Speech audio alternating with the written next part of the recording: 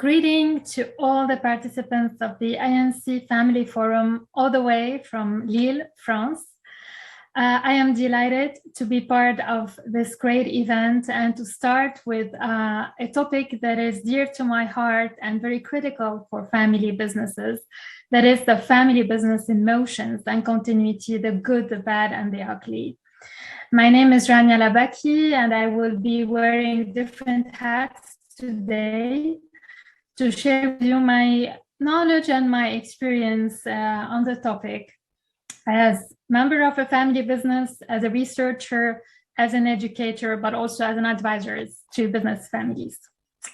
Starting this presentation with a quote that will inspire us along the way. The voyage of discovery is not in seeking new landscapes, but in having new eyes. We will have emotional eyes throughout our session today to be able to understand what is the family business behavior, how does it evolve over time, and what does it take to ensure continuity. The agenda will be disclosed in two parts. The first part is about what shapes the behavior in family businesses from an emotion process perspective, looking at the antecedents and the outcomes. And the second part is about a double inquiry with practical guidelines for managing and governing emotions in family business. Let's start first with what shapes behavior in family business. This session is intended to be highly interactive. For this reason, we will be having a poll throughout the session, and I will start by providing you some instructions for the poll. So as you might see in the chat room and as you can see on the screen, I would invite you to connect to your mobile phones or to a different webpage on your computer, polab.com/familias empresarias 922. You can also flash the code that you can see on the slide. So I'll let you take a few seconds to get all set, and then we will start with the first poll.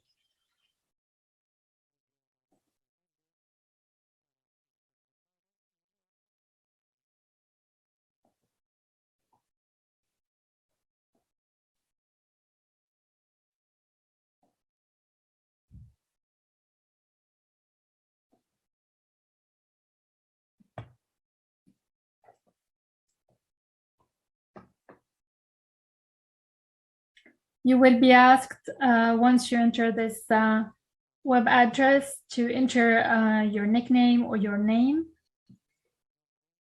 So please kindly do so.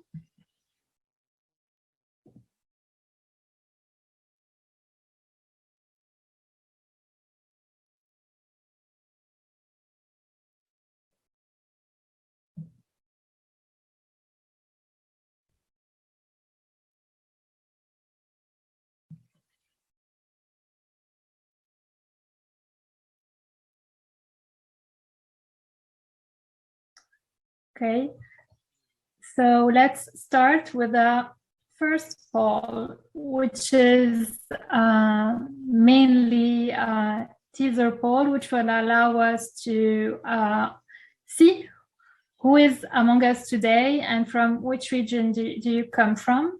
So normally you will be able to see the results appearing live on the screen.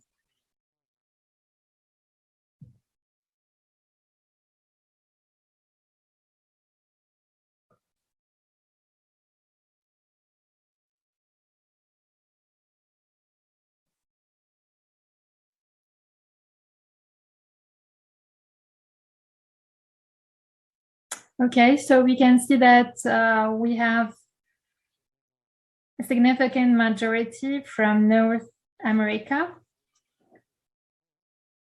with around 10% from other parts of the world.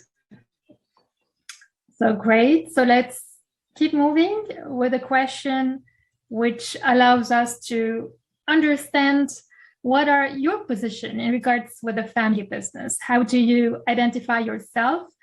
Are you a next generation, now generation, senior generation, or non-family member?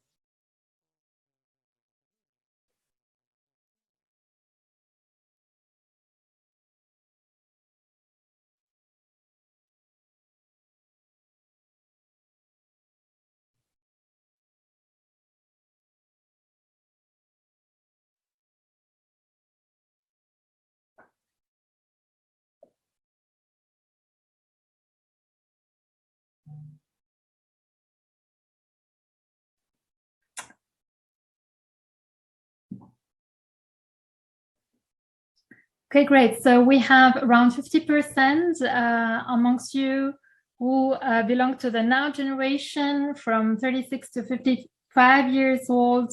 And then we have also next generation members, senior members, and non-family members with us. Great. So let's dig deeper now into your roles and try to understand which ones do you have in relation with a family business. Feel free to pick several choices if this applies to you. So are you a shareholder, a CEO? Do you have other executive roles? Are you a member of the board of directors or of family governance committees? Don't you have yet any formal or active role? Are you advisor, expert, academic, or other?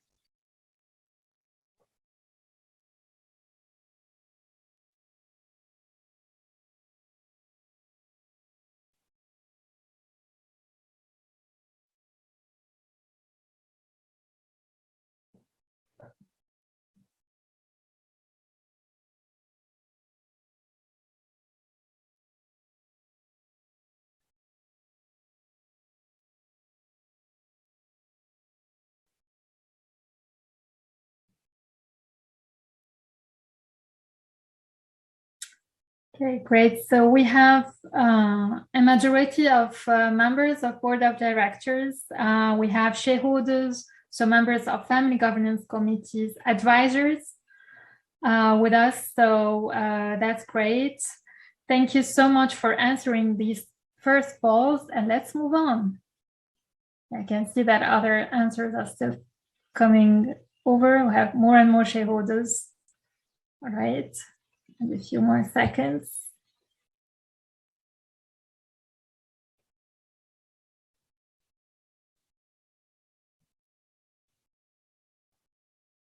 Okay, we have also a good number of researchers in the room. So now I would like you to reflect on yourself. Think of yourself at the present time and think about your own emotions. We're going to check your emotional weather report, and the next question will allow you to pick the emotions that you are feeling right now during the session today. So just click on the smiley that fits your emotions right now.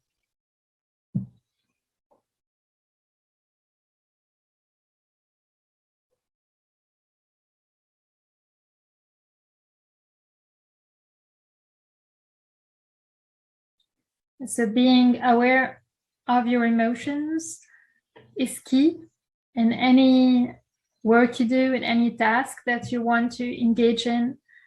It's important for us to be aware of our emotional state.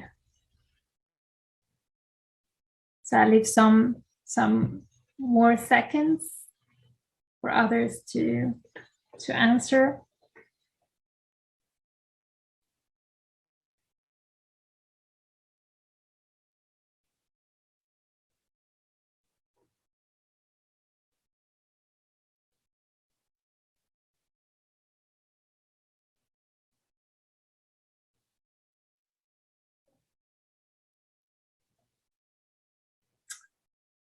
Okay, so we can see that we have tendency to have more smiling people, and I will join this trend as well today. Delighted to be here. But of course, sometimes We can feel sad, we can feel angry, we can feel different types of emotions.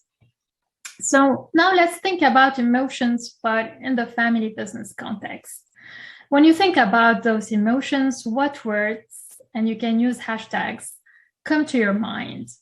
This is a word cloud question, so please feel free to put as many words or as many hashtags as you want, and we will have a word cloud appearing.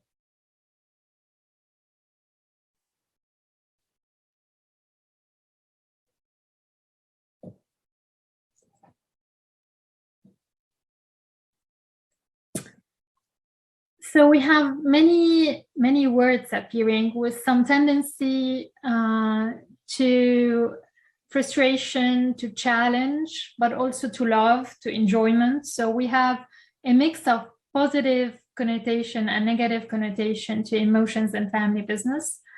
But we can feel passion, happiness.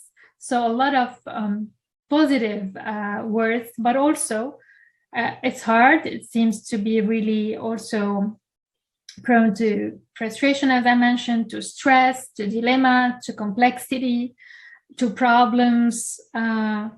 So indeed, emotions and family business are mixed. And I love also the word resilience that appear here, which is also part of the emotional process.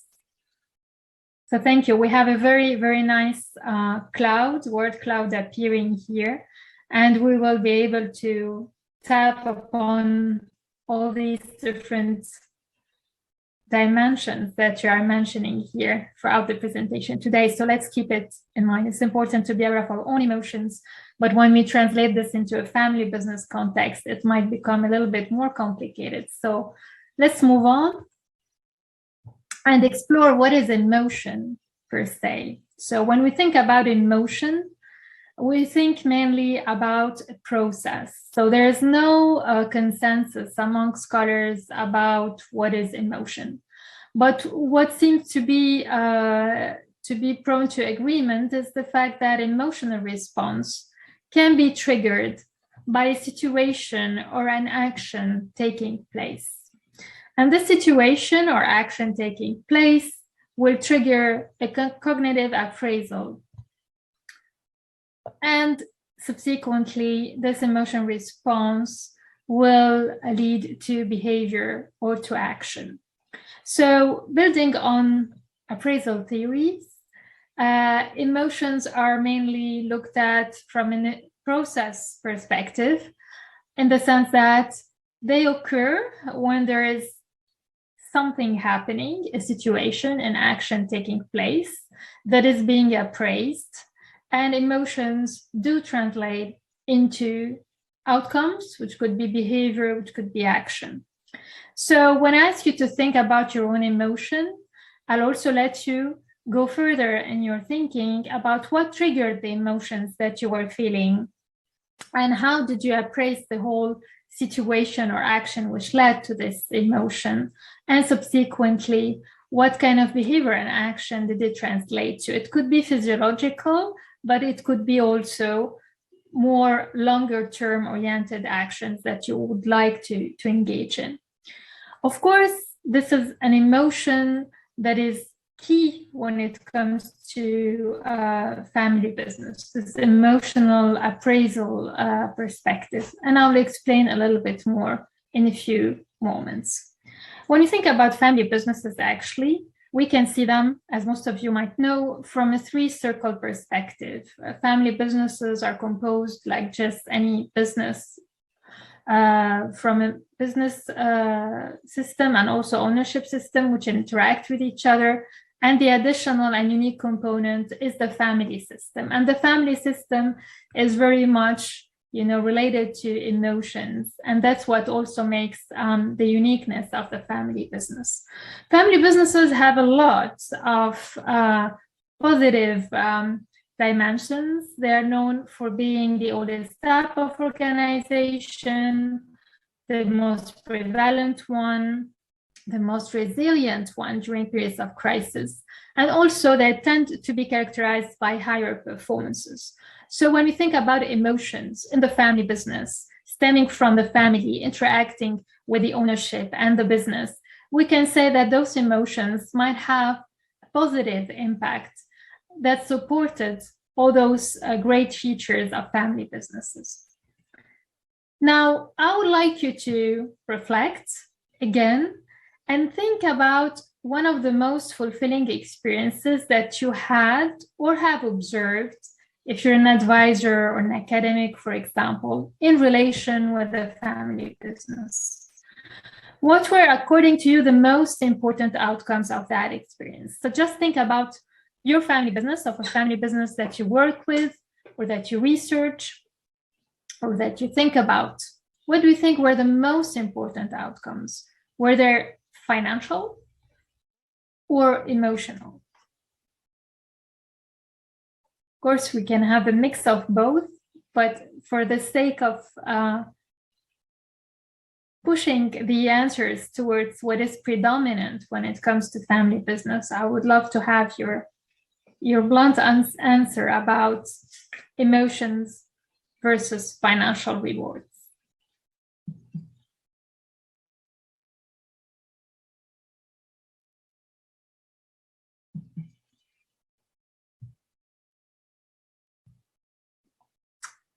Okay, wow, I think it's very clear. Emotional rewards seem to be predominantly important when we think about, fulfilling experiences in relation with family businesses. So indeed, this is a very positive feature. Although I can see now financial rewards also are taking more importance. Of course, they're important, but still the emotional rewards are quite important as well. Now let's think about the other side of the spectrum. Think about a crisis that affected the family business. What were the most challenging issues to manage to deal with it?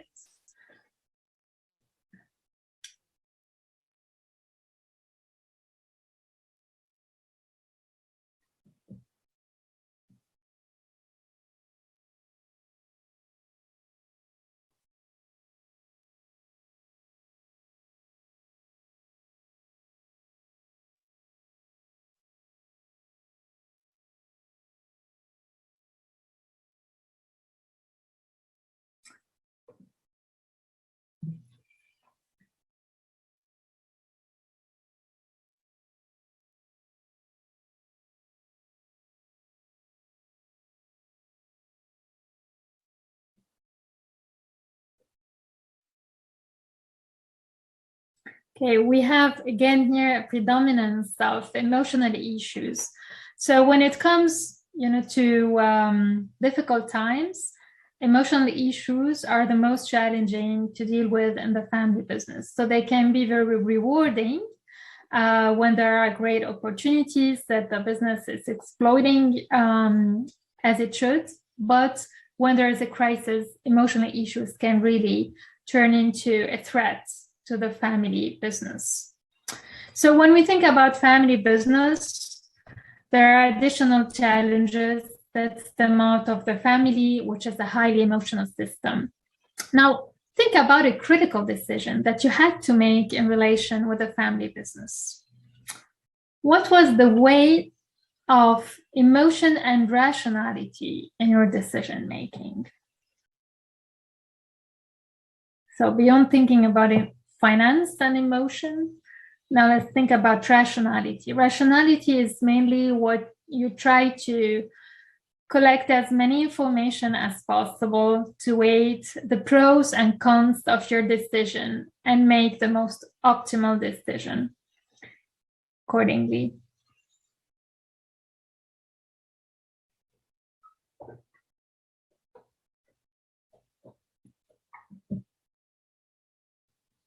Okay, interesting.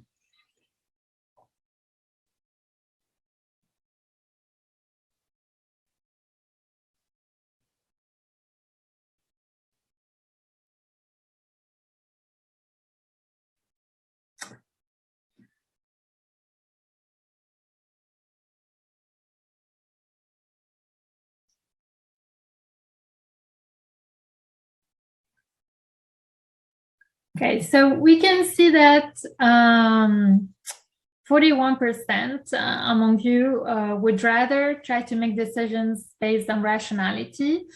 And some of you would try to make both equivalent in a way, and 35% of you would rather go for emotion rather than rationality. Of course, this is not an easy question, because when we think about a family business, it's mainly about trying to account both for rationality and for emotions, because family businesses are known for not only seeking, financial value creation and creating wealth and preserving wealth over generations, but also creating and preserving socio-emotional wealth. This is an expression terminology that scholars have coined to refer to the fact that family businesses also care for their communities, for their reputation, for the pride they instigate among their family members, the transgenerational succession. They also care about the harmony of the family. So in terms of objectives, family businesses do not only seek financial value. So for this reason, when there are decisions to be made, it's not only about taking into account rationality, but also taking into account emotions, because there is this dual objective that needs to be taken into account. At the same time, if we look beyond family businesses, emotions actually are needed in decision making. So looking into neurobiology and neuroscience research, we know now that there are no decision making processes without emotions.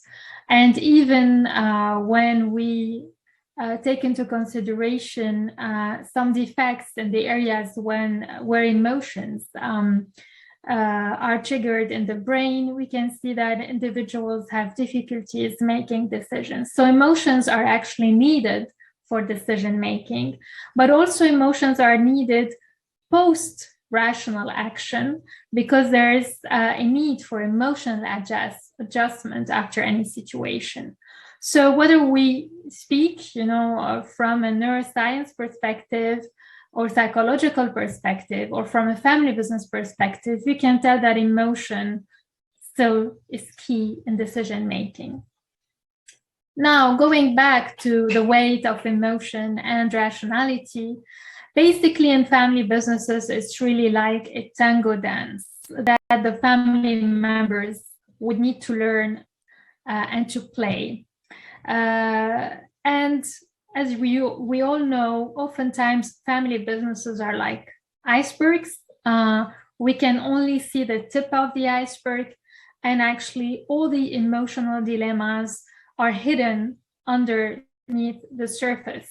So we need to take this into account in any decision and make sure that the boat does not hit the iceberg and breaks over. So we need, whether in crisis times or before crisis times, preparing for crisis time, to play that dance and to try to find the right balance. At the same time, unfortunately, when we talk about emotions and the family business, looking at research, we can see that there is not much research done on the topic. So research on the topic is missing. It's increasingly gaining interest, and I will share with you the latest research in that regard. Emotions are very hard to capture, and this might explain also why it's so difficult to deal with that. Going back to this allegory of the iceberg, which represents the family business, those emotional dilemmas actually tend to grow as we move along the life cycle. Over time, the accumulation of the family business stories, the experience of family members, the growth of the number of family members involved makes it in a way that those dilemmas become more and more complex and need to be tackled accordingly. So what happens over time? So let's all together look into the following poll. According to you, which businesses are no longer controlled by the founding family? Lacoste, Hermès, Gucci, and the Wall Street Journal. So you can pick more than one option if you think that there is more than one business which is no longer controlled by the founding family.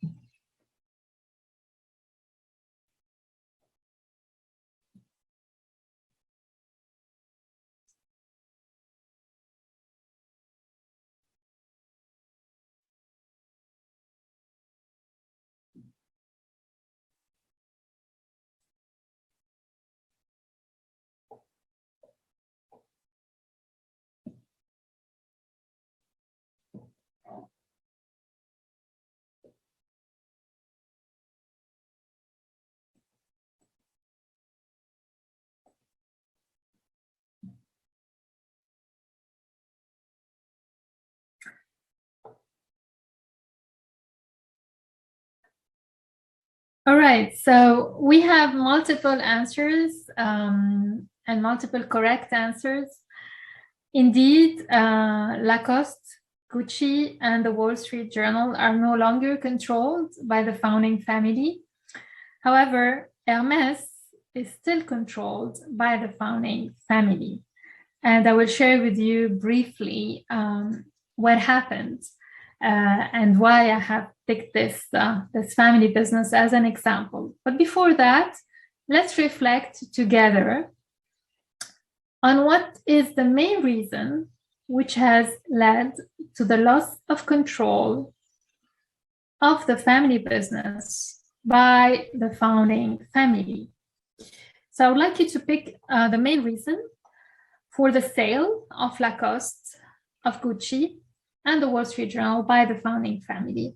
So was it declining financial performance, increasing market competition, traditional and outdated processes, or emotional family dynamics?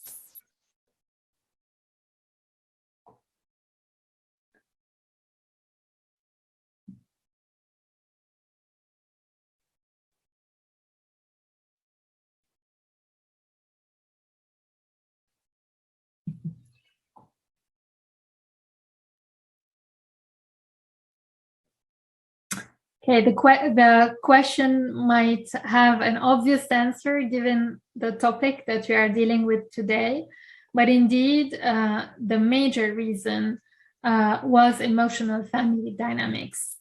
So emotions can have an impact on the family business continuity, and continuity basically in the family's hands. Of course, there might be some processes to be improved, some increasing competition, some issues in the financial performance.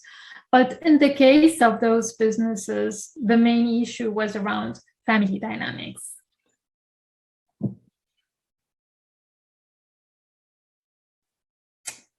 So moving on to the story of Hermès, which I mentioned just before, This family business, at some point in time, had a family shareholder agreement which was about to expire.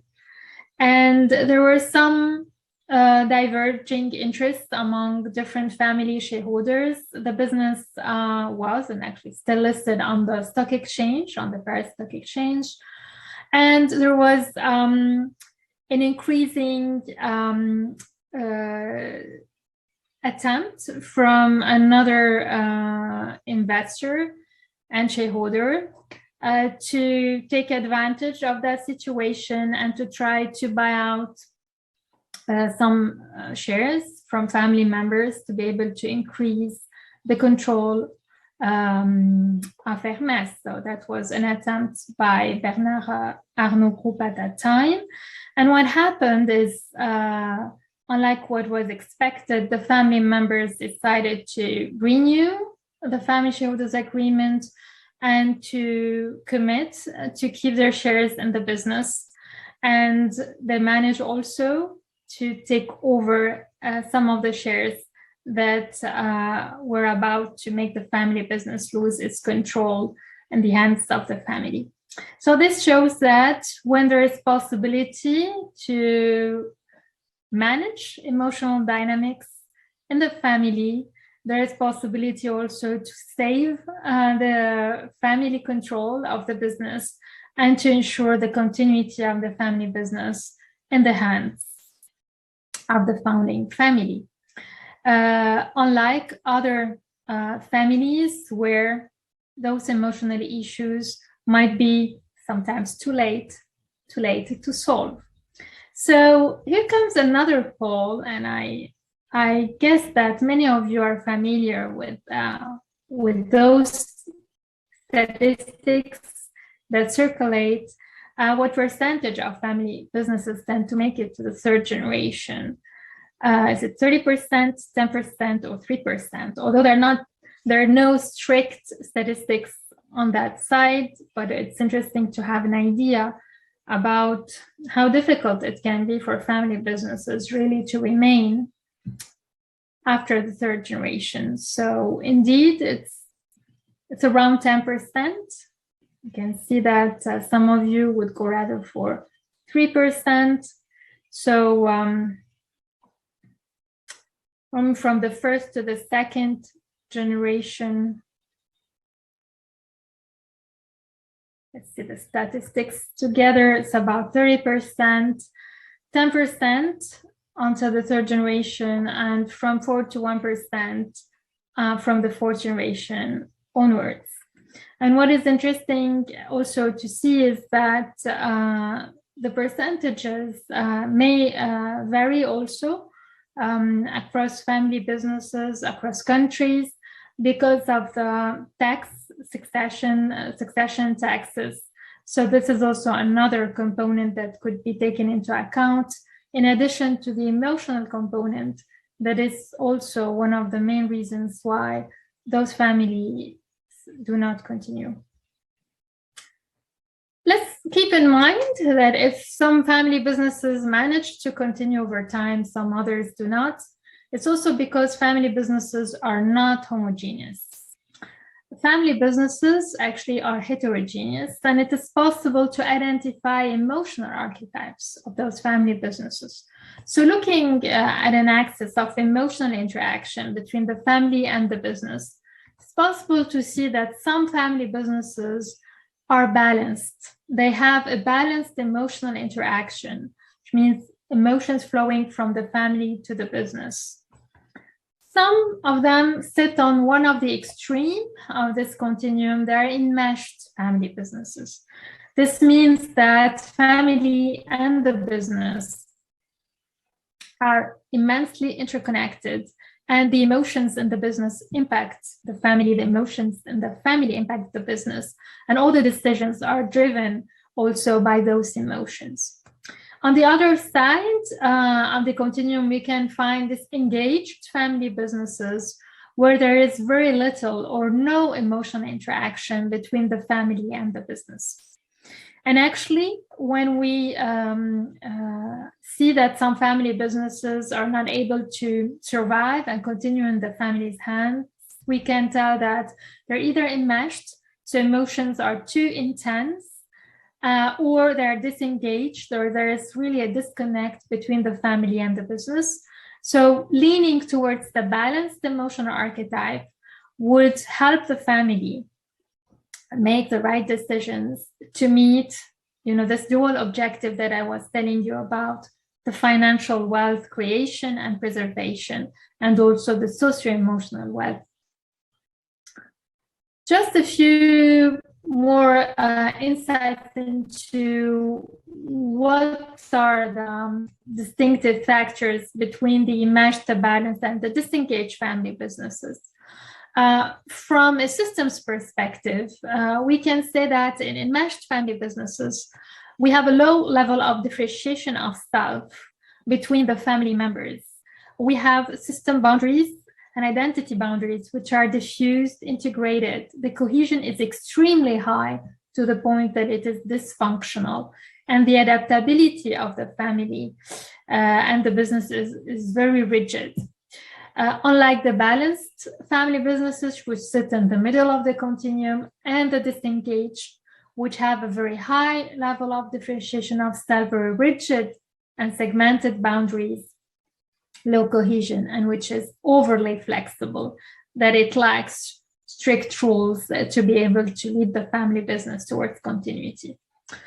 We can also see other characteristics in terms of emotional capital, in terms of exchange of emotion, the level of exchange between emotions among systems, the level of emotional dissonance norms, to what extent there are norms which dictate in a way which emotions should be expressed in the family and in the business. And last but not least, the culture orientation regarding emotions. Are those businesses collectivistic, more balanced, or rather individualistic in terms of emotions?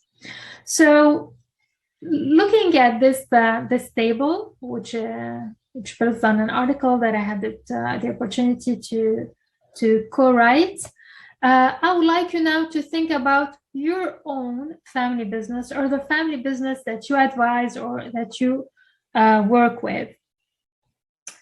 So which family business archetype corresponds the most to your family business? Is it enmeshed, balanced, disengaged? So reflect on your family business archetype and share with us as an indication which is yours. So just click on the figure that you have and share with us, how do you find yourself on this continuum of emotional interaction?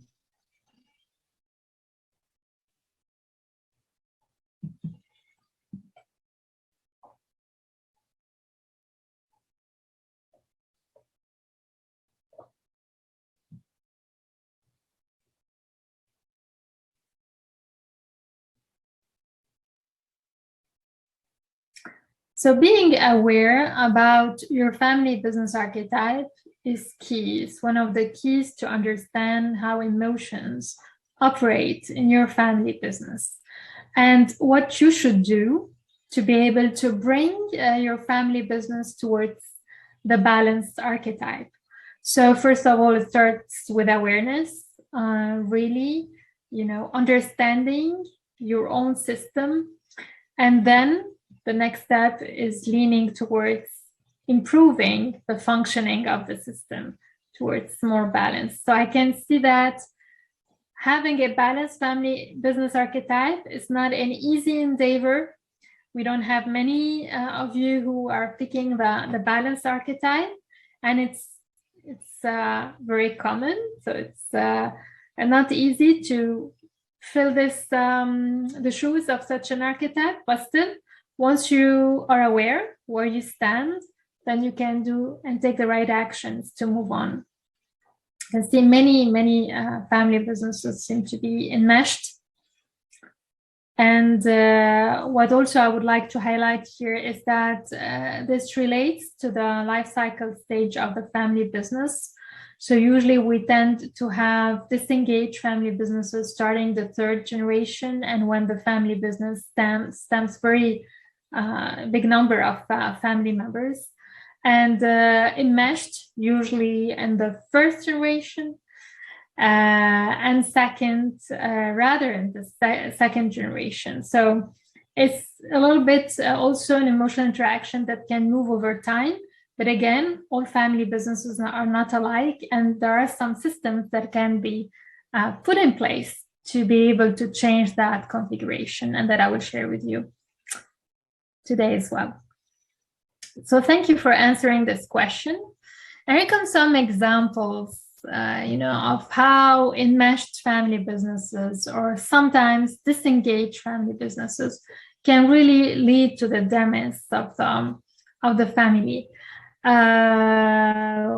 all know now, it's in the movies. The House of Gucci reflects, one typical story about what can go wrong in a family, especially regarding emotions. But we can also see this in other businesses. So it's not only in the media, it's very common, but it's also something that we need to be aware of and to tackle if you want to make sure the business continues. Because family businesses are often like still water. We don't really know what's lying underneath, and we need to deal with this. Emotions, again, I talked about the iceberg, are underneath, and they are building up. And one day they can really have a tremendous impact, which could be negative on the business. As Astrakhan Macmillan said, consulting with families and businesses is often like joining a Shakespearean play at the beginning of the last act. This means that families tend often to not express their emotions, not to deal with emotional issues until it is too late.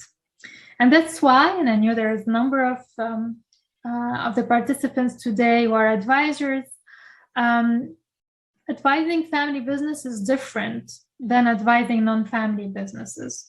There is need really to work on the interface of the family, the business, and the ownership, to be aware of both the process and the content, to deal with the long-standing complex emotions, and also to use a multidisciplinary teamwork. We need to be to wear different hats. It's not only finance, it's not only legal expertise, it's also psychological expertise, organizational behavior expertise, family therapy expertise. So we really need to tackle all those different issues. And it's a little bit like the blind man fumbling for elephant, this parable, which is very interesting when we think about emotions in family businesses. So as some of you might know, this parable actually reflects how it is important for us to look at things from a holistic perspective. Those blind boys are just trying to touch what they see in front of them, and each one is trying to describe what he is touching, to be able to have a holistic understanding of, what is that, to come up with the idea that, oh, that's an elephant. And when we think about family business emotions, it's not very easy to understand. So we really need to go on a discovery, on a voyage of discovery, like just playing the detective, to be able to understand why these emotions emerged. How did the family appraise these emotions? How these emotions impacted the family, the business, the ownership, and then move on from there. Like Einstein also said, if I had 1 hour to solve a problem, I spent 55 minutes thinking about it and 5 minutes thinking about the solutions. So let's move on by thinking about this problem. So it all starts with making sure that the family members are leaning towards the same direction.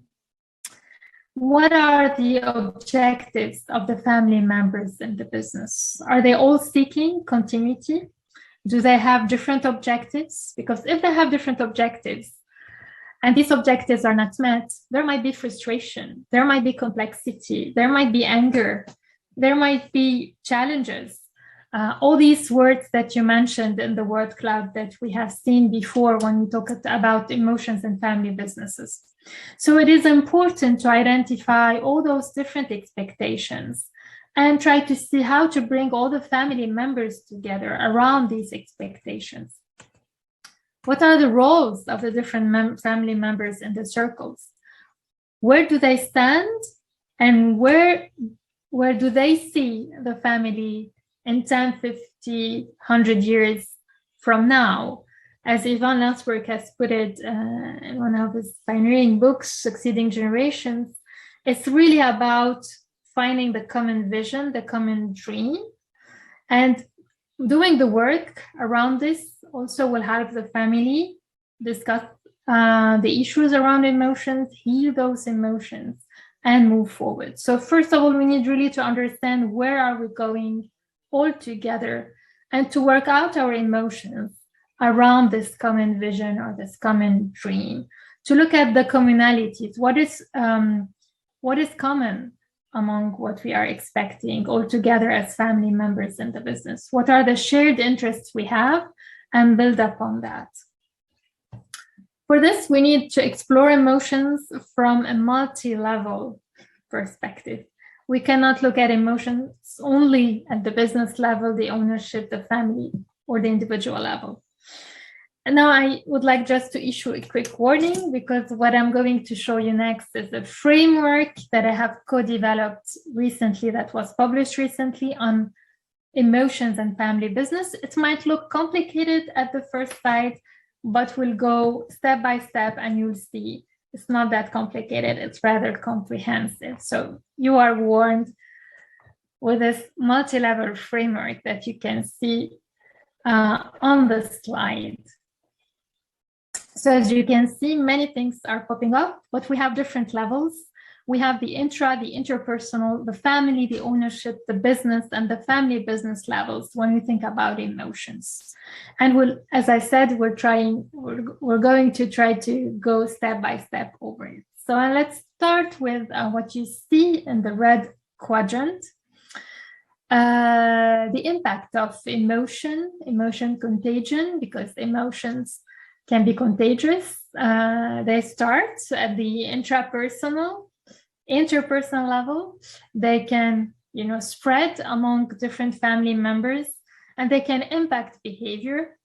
And this behavior will have some consequences when it comes to continuity. So let's focus on this very first and basic part to start with. I will use 2 mini cases that I will be sharing with you. I will be reading them, and then I will be asking some questions in the polls, asking you to reflect on those mini cases. So let's get ready to start with the first mini case. So these are, those 2 mini cases are real examples. So I will not be disclosing the names of the businesses at first hand, so we can reflect all together about them, but afterwards I'll tell you which family business I was referring to, because these are known to the public eye. So in this first mini case, we have John. John is a next generation member and chair of the family council of one of the wealthiest families in the country of origin. The family is an industrial dynasty with big stakes in various international brands. His father, now retired, still actively uses his wide network to bring opportunities to the family enterprise. As part of his family governance role, John commissioned a historian to write the company's history. After allowing a few months of investigation, he had a meeting with him to discuss the state of progress. It is then that the historian shared long hidden information. Looking into the detailed company's archives, he uncovered facts dating back to 70 years about the family's behavior during World War II. It has emerged that John's father and grandfather were enthusiastic Nazis, and the family frequently used slave labor. and they employed female slaves, treating them as racially inferior. And many of them were worked to the point of exhaustion and death on the company's premises. So again, this is inspired by a real case, and I would like you to reflect with the following questions.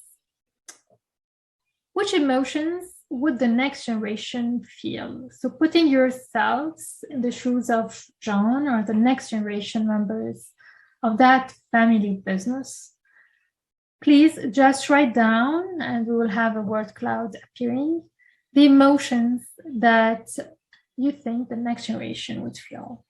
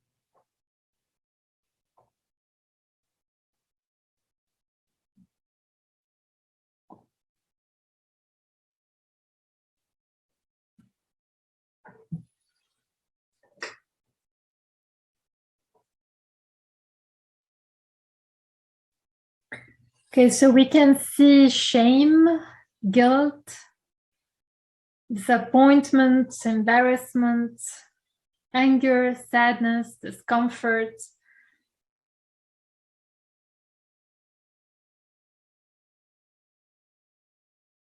frustration.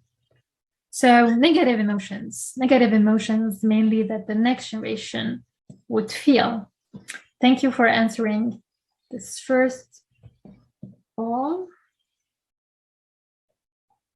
Fear, there is also fear appearing. Again, another negative emotion.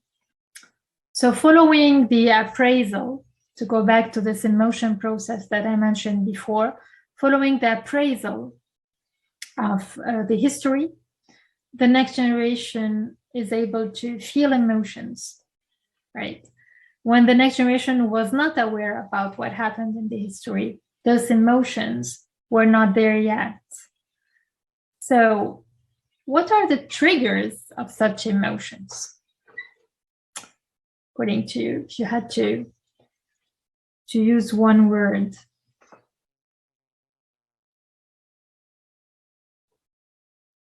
Fear.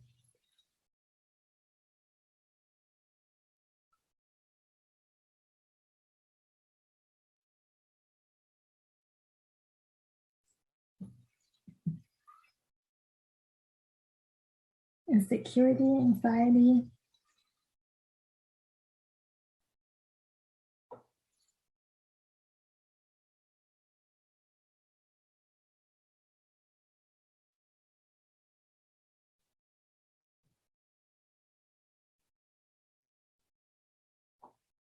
Facts.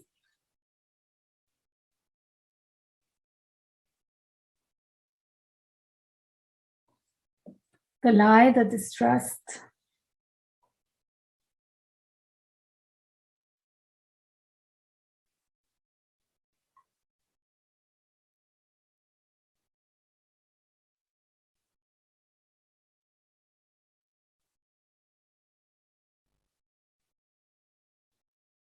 Confusion. So, yeah, very interesting answers.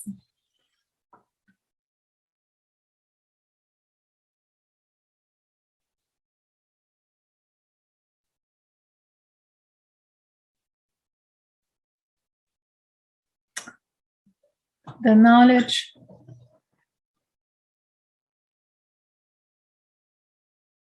So we can see, looking at the word cloud that is appearing, that there is also a mix of emotions. So Some emotions can drive other emotions too. Being aware of certain emotions can drive other emotions. So this is also part of the process. And indeed, we have the facts which appear most frequently. We have the insecurity also around those facts. And it's a really unhealthy situation that is taking place. But as you mentioned, there are many negative emotions out there. So let's now move on and think it through. I'll focus on one of the emotions that you mentioned, which is guilt. You have mentioned mainly shame, guilt, embarrassment, disappointment. Shame is usually an emotion that we feel when we do something that we consider as a wrongdoing, and we try to stay away from the public eye to be able to deal with the shame. The guilt is a little different in that perspective. For me to explain it a little bit better, I'll ask you to answer two quick questions. First, think of a non-family organization in which you currently work or used to work with. Would you feel guilty for ethical misbehavior of your predecessor at work?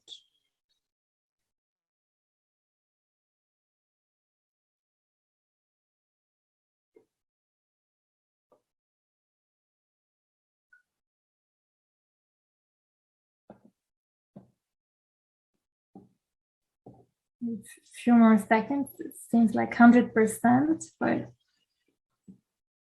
some of you would feel.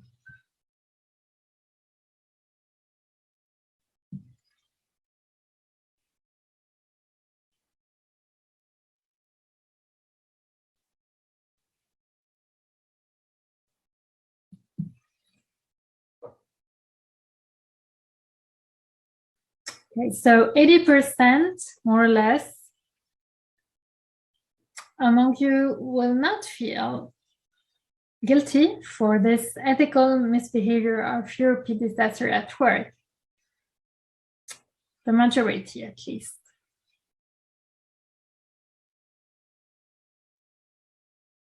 Seventy 70% more or less. Okay, so now let's think about the same question, but let's consider that it's about a past ethical misbehavior of a family member, and then you're focusing on the family business now. So think about the family business. Would you feel guilty for past ethical misbehavior of a family member?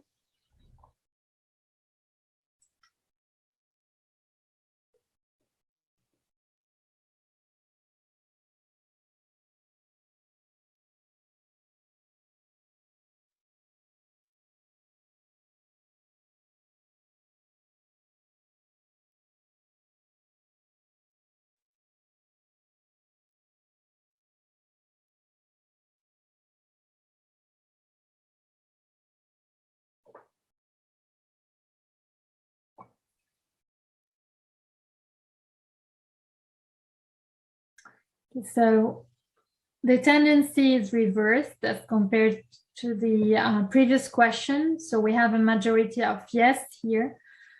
Indeed, when it comes to family members, we tend to feel more guilty, and that's what makes the family business, again, so different from other organizations. So when we think about guilt, actually, guilt occurs as a result of the cognitive appraisal process that occurs when there's a difference, there's a gap between how I should have behaved and how I actually behaved. But in a family business, it's mainly how other family members should have behaved as compared to how they have, actually behaved. So this interlinkage between emotions that next generation members can feel regarding wrongdoings by past generation members is very unique to family businesses. And that's what shows that emotions can be transgenerational. We can feel emotions for things that happened in the past. And this will impact decisions, obviously, that we will make in the future. So let's see what you think about the level of responsibility of the next generation. So going back to the first case that I disclosed, to what extent, if you were the next generation, would you feel responsible for what your father and grandfather has done during World War II with the slavery and all the other scandalous discoveries that the historian told you about?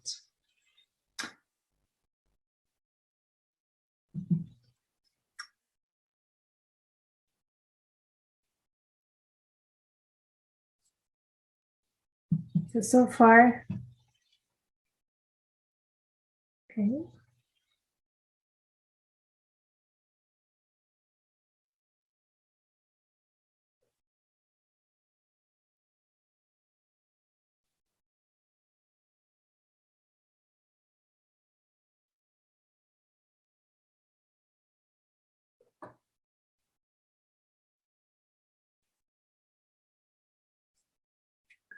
So we can see that there is rather a feeling of responsibility as next generation members, although the next generation members were not involved in that past wrongdoing.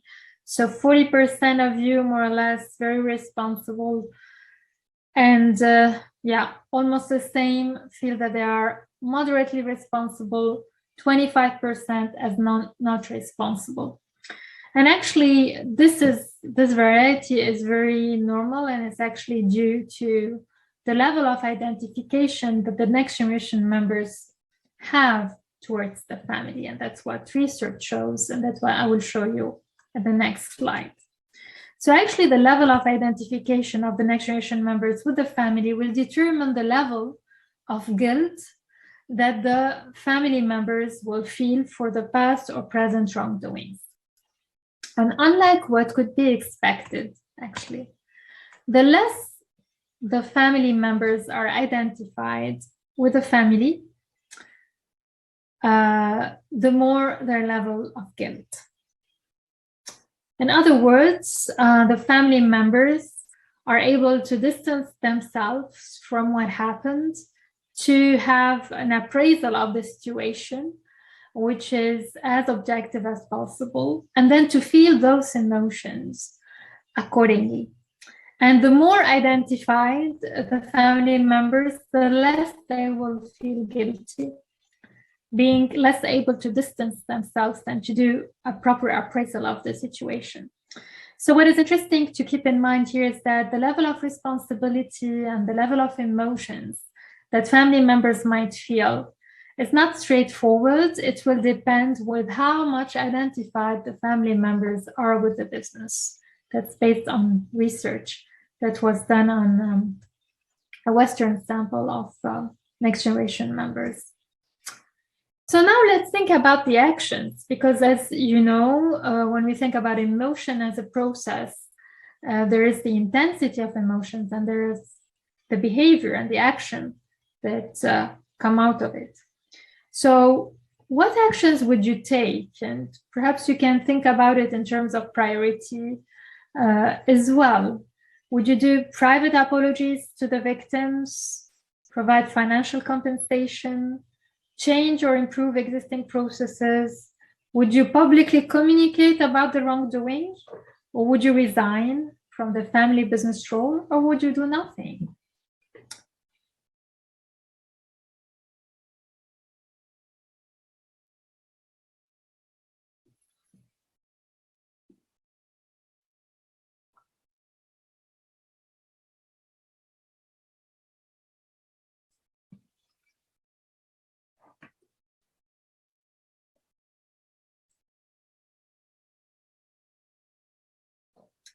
Okay, so we have private apologies in the first position,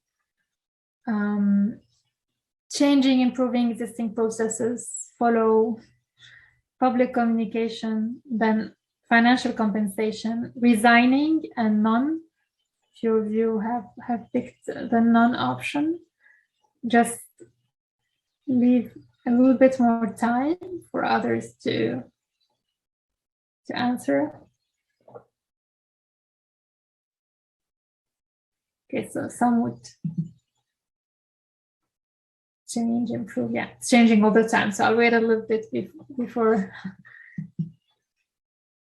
sharing the results.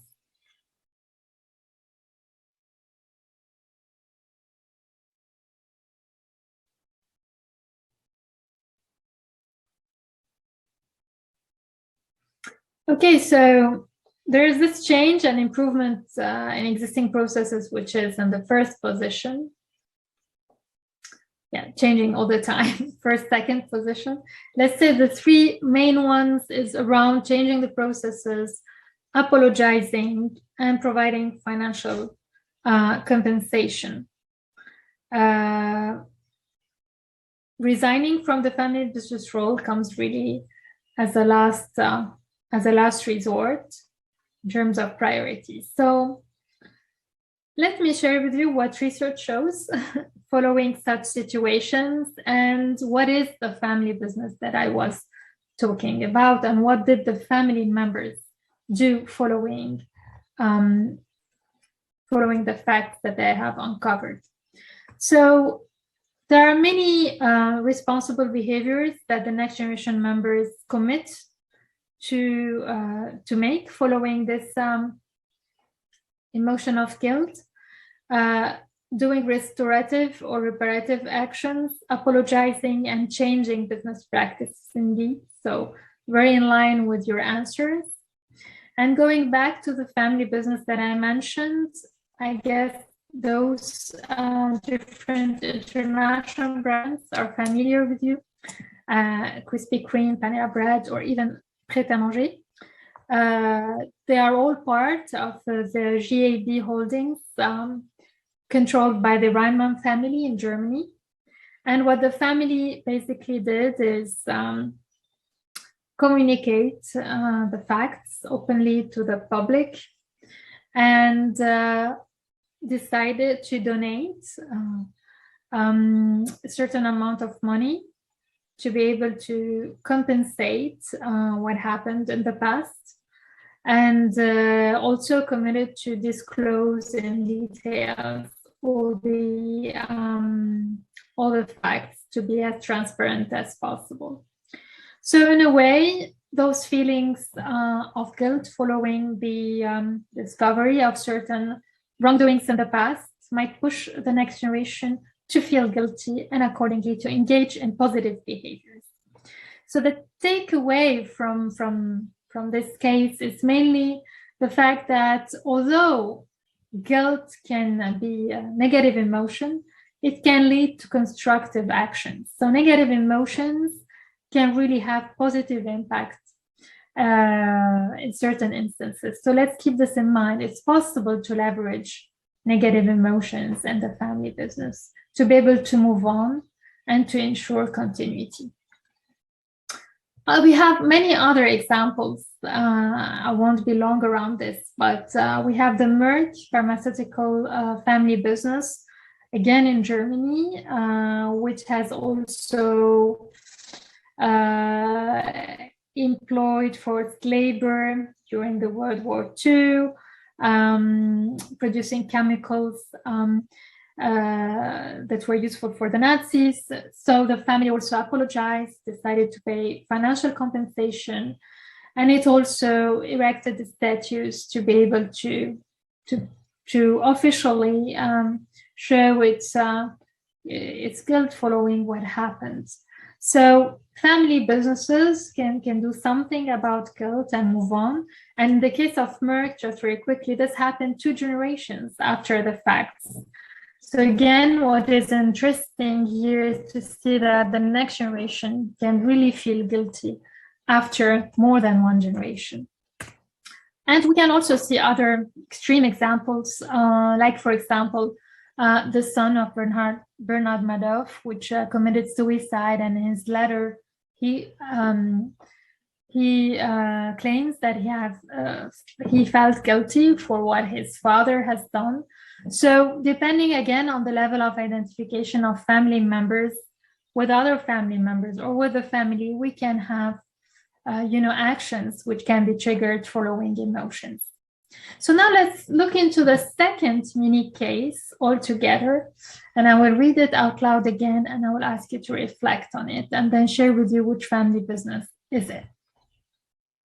So growing up, Carrie's family name was synonymous with a well-known traditional beverage in her country of origin. As the granddaughter of the founder, Carrie was immersed in the family business since her early age. After graduating from college, she started working in the family business. The business kept on growing with major expansions in various industries such as hospitality and luxury. The family was also growing with 7 branches representing 40 family shareholders who were not all active in the business. They all signed an agreement binding them to maintain their shares in the family's hands. At the last shareholders' assembly, Carrie learned that the family received an appealing financial offer from an investment fund interested in buying the family business. As the shareholders' agreement was about to expire, the majority of the shareholders expressed their interest in selling the shares. Only 2 other minority shareholders shared her concern about the disconnect between the long-term vision of the traditional beverage business, holding the family name, and the short-term side of the investment fund. Should you be the next generation, which emotions would you feel?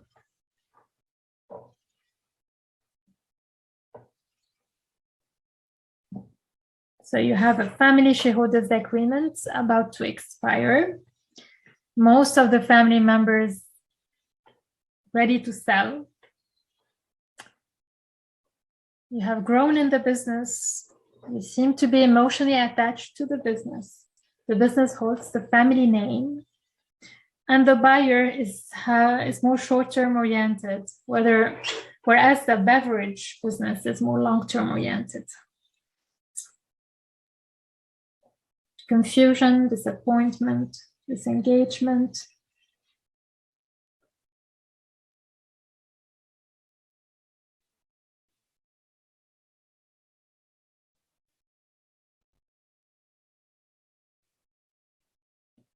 Sadness.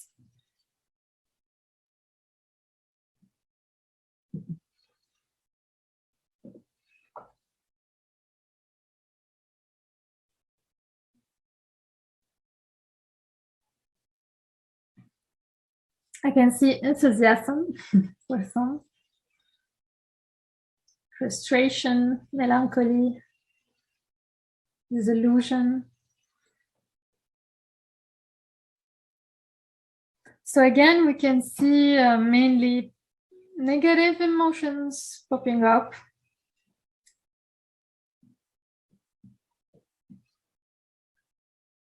Yeah, absolutely. So negative emotions popping up. So to what extent would you feel responsible in this case for the sale of the business to this investment fund? Although you are a minority shareholder.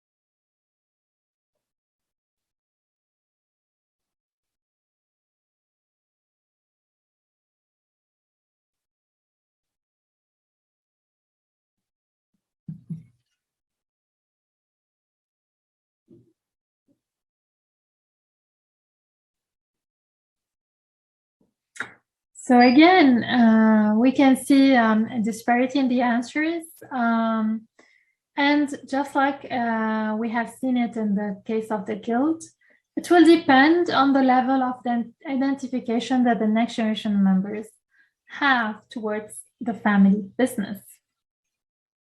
Okay, so the more you are identified to the family business, the more you are prone to feeling certain types of emotions. So now let's reflect on the outcomes.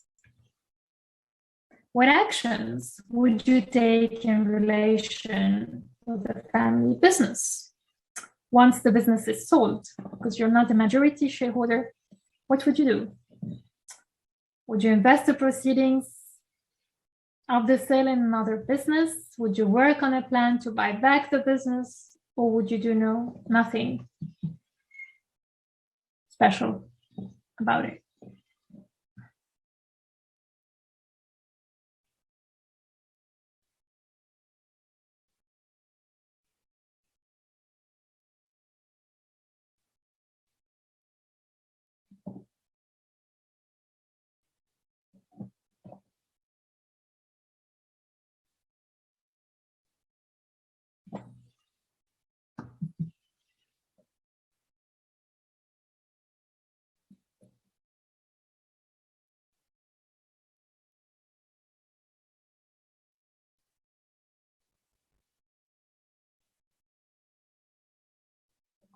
Okay, so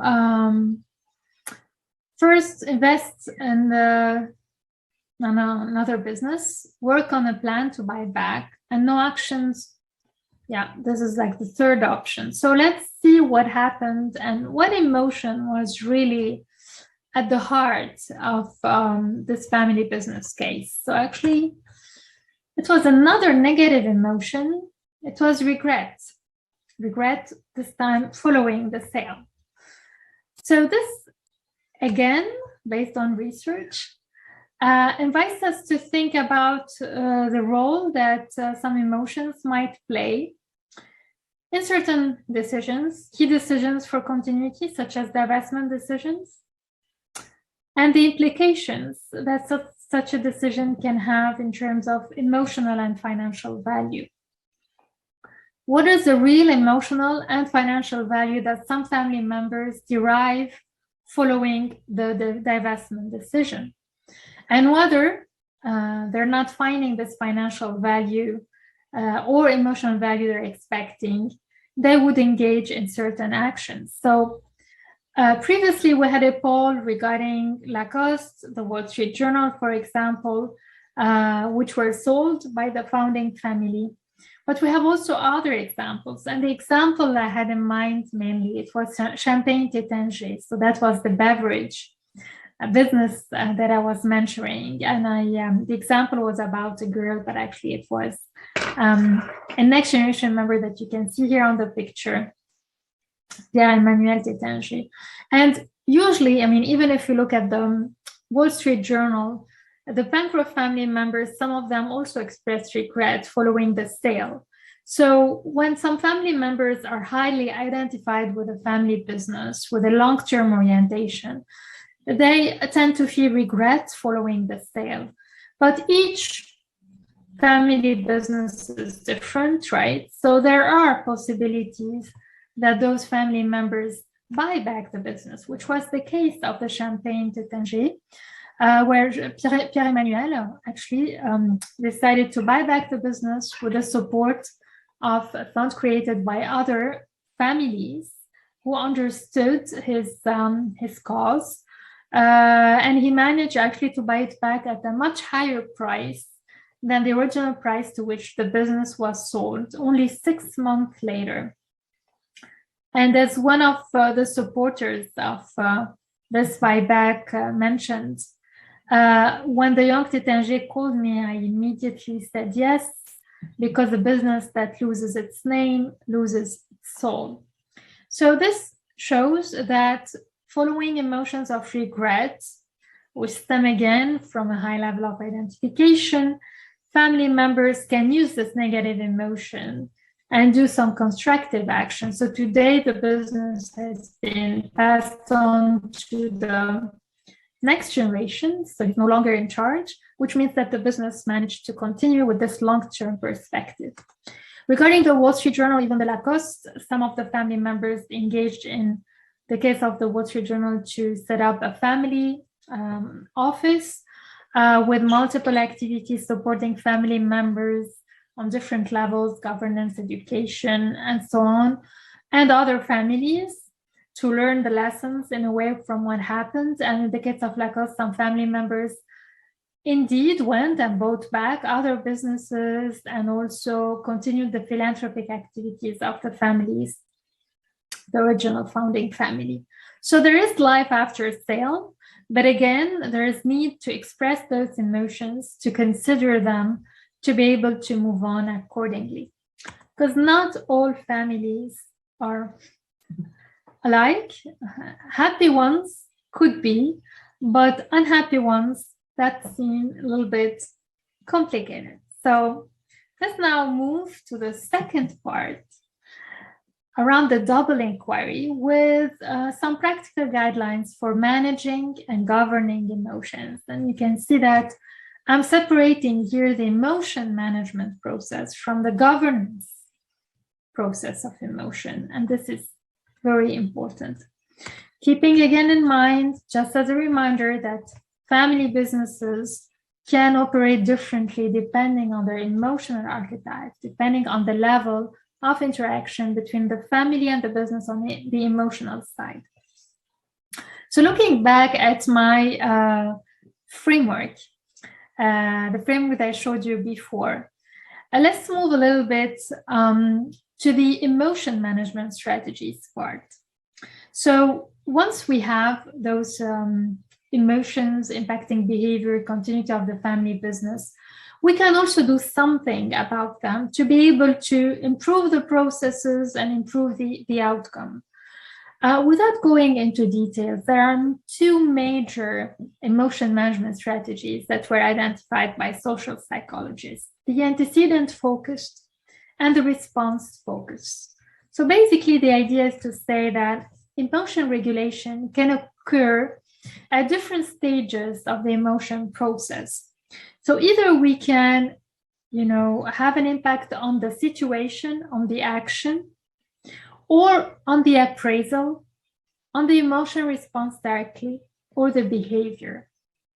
And this could be kind of a vicious circle. So in a way, we can reappraise the situation with different lenses, and this will lead to another emotional response. So this will help us manage those emotions, change the type of emotion that we feel or the intensity of emotion, and accordingly the behavior. So when we think about emotion management, we think about, among other possibilities, the emotion regulation process, which, as I mentioned before, could be antecedent focused, which means that we will look at the situation which led to the appraisal and the emotional response, and then the behavior, or response focused, and there we will immediately tackle the response itself, and we will work on, improving our level of emotion or changing our emotion accordingly. Now, this emotion management process can happen on an explicit-implicit continuum, which means it could be implicit. We don't need to do monitoring of those emotions. We don't need really to raise insights or awareness around it. And it could be explicit, which means it will be done explicitly to monitor those emotions and to increase awareness. And again, it could be done on the interpersonal level, which can also lead to contagion at the group level. So focusing on the explicit level, what can we say?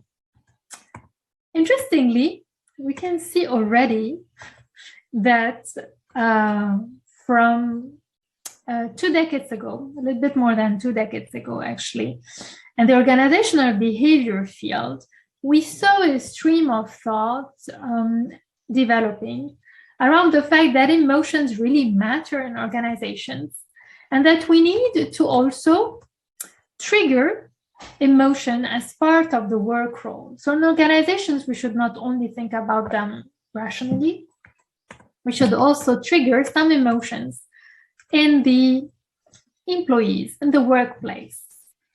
because the research has shown that it leads to reduced intention to turnover when we have positive emotions, more pro-social behavior, more cooperative negotiations, better financial performance, better cognitive functioning, problem solving, and so on, increased creativity, more entrepreneurial ideas. So lots of positive outcomes when the researchers looked at the role of positive emotions in the workplace. So they come up with the idea of emotional labor, which is a feature that was originally developed in the service industry, smile factory, as one man would call it, looking at Disneyland, for instance. And the idea was, let's trigger positive emotions in employees, because this will lead to more performance, more satisfaction with the clients, and so on and so forth.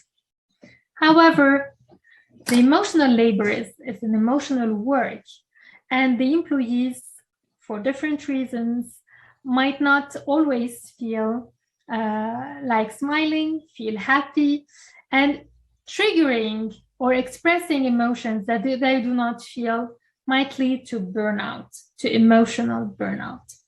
So the idea, basically, following this stream of thought, is to say that positive emotions are important in the workplace, but it's also all in the way the organization will trigger and create some norms for the employees to feel certain types of emotions that might be in contradiction with other emotions that they are feeling at that specific moment. But still, this has triggered this emotional management thought in the workplace. And the idea was to say, okay, we need to work on the antecedents, we need to work on the situational cues to activate certain goals, to trigger certain emotion events, which will lead to the choice of certain emotion management strategies to make sure that those positive emotions are displayed in the workplace. So now, translating this thinking into the family business, what can this tell us, basically? It tells us that looking into family business, changing emotions or picking some strategies for emotion management cannot be done, on a very specific regulation perspective. It should be also done by taking into account holistically the organization and in a chronological order. Because emotions that the family members will feel now or in the future are actually very much linked with the past of the organization, as we have seen in the case of guilt and the case of regret. So in the family business, family members need to know where they come from to decide where to go and how to get there. So they really need to get a grasp of what happened in the past, to understand the emotional patterns of the family members in the past. And this understanding will help the family choose the right emotion management strategies and the right emotions to display towards continuity.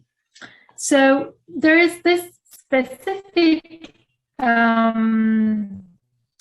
way of thinking, which is different from family business when it comes to setting up emotion management strategies that the organizational members would be requested to follow. And this leads us to the final part of our framework, which is emotion governance mechanisms.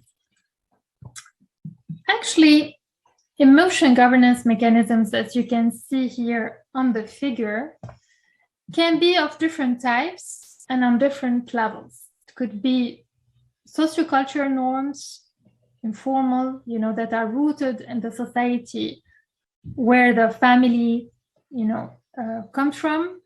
It could be organizational trust, psychological safety.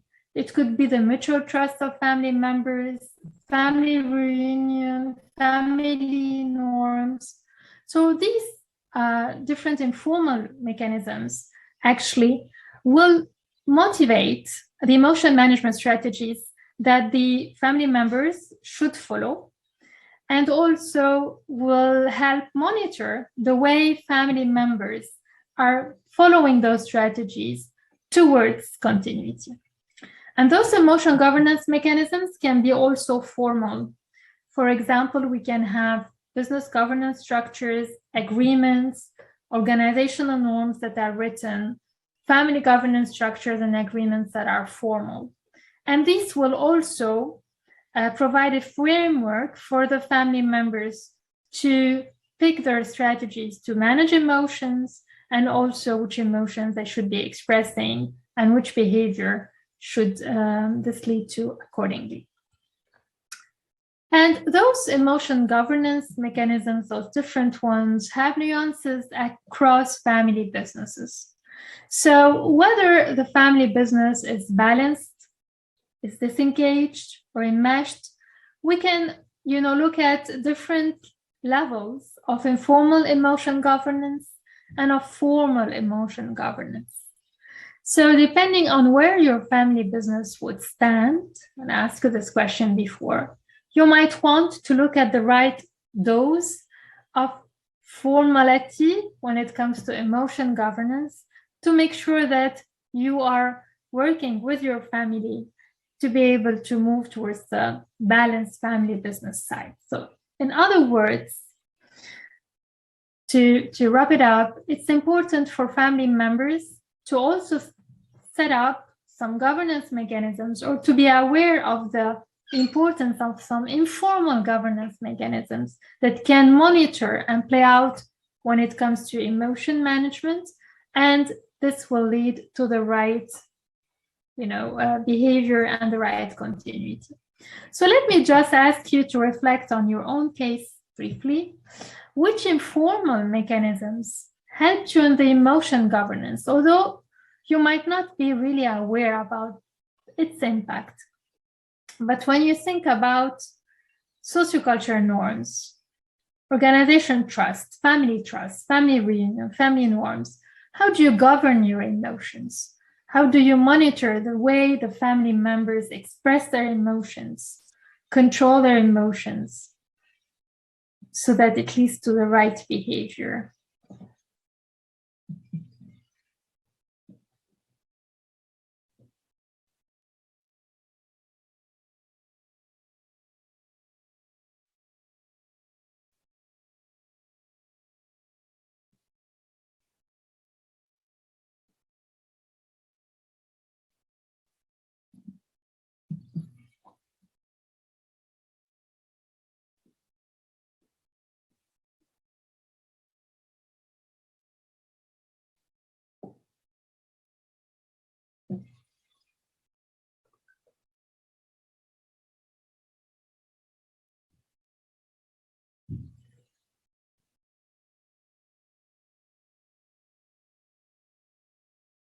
Yeah, we can see the importance of the family mutual trust, the family norms, family emotion norms, the sociocultural norms. They're actually all embedded in one another. So, but some could be more important than others. So yes, so I invite you really to be aware of the importance of those different informal mechanisms and the way they actually drive the emotion management strategies of your family, and perhaps to discuss them also, and to reinvent them, to adapt them if needed, so that you have the right behavior that fits the right archetype of the family business. Okay, great. So now let's move to the second question around the formal mechanisms that you think have helped you in the emotion governance. So the corporate governance boards, other committees, the shareholders or ownership agreements, the organization norms, you have the family governance committees, or the family charter, constitution, or other written agreements.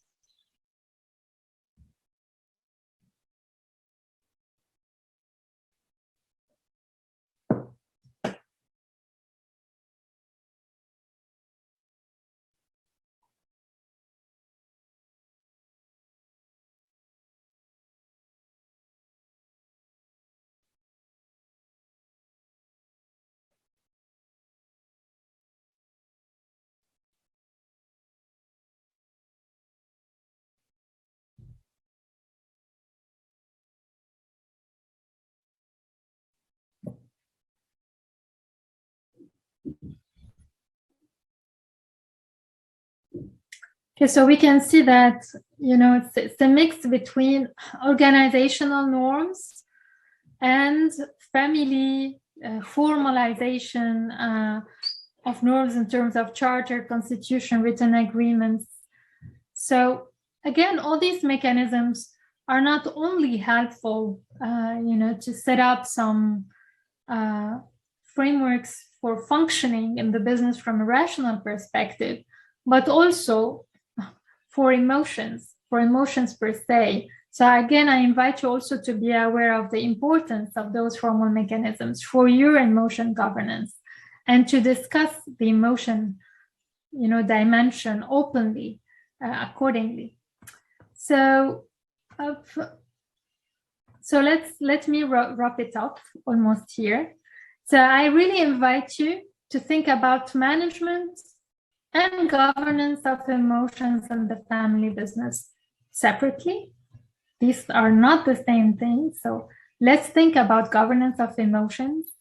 And the emotion governance actually will influence the emotion management strategies of family members, as I explained briefly previously.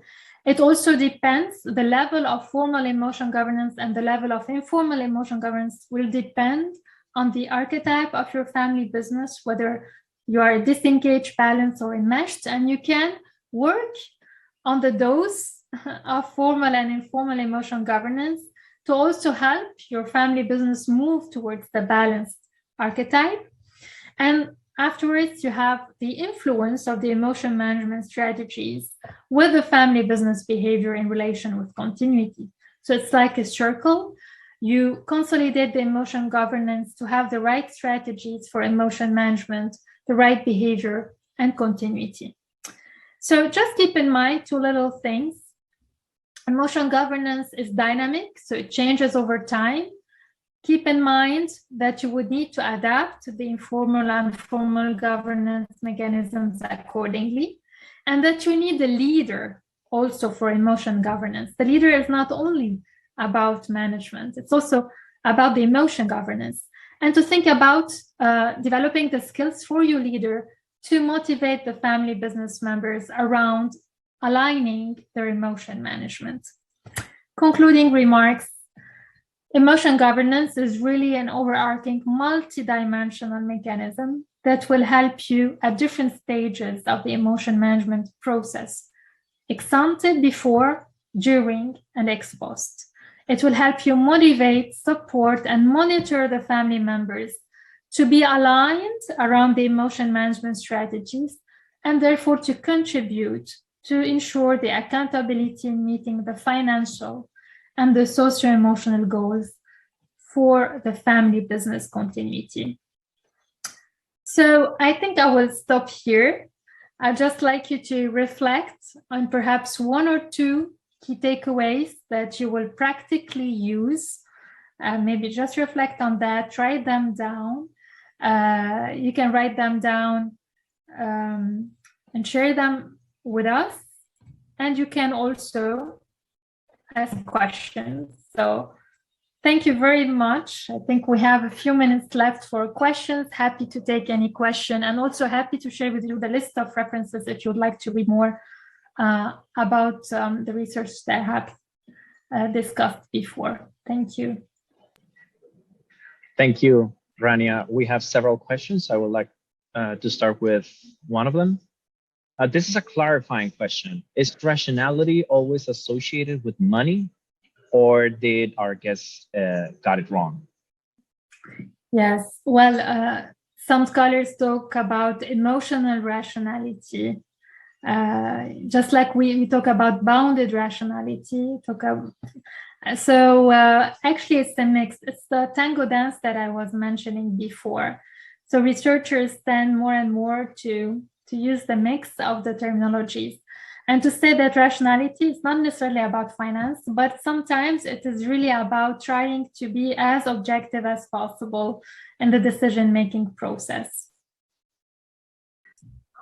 Thank you. Let me continue with the next one. Are emotions always negative for the decision-making in family business? Well, we have seen two examples of negative emotions which are positive for the behavior of the family business.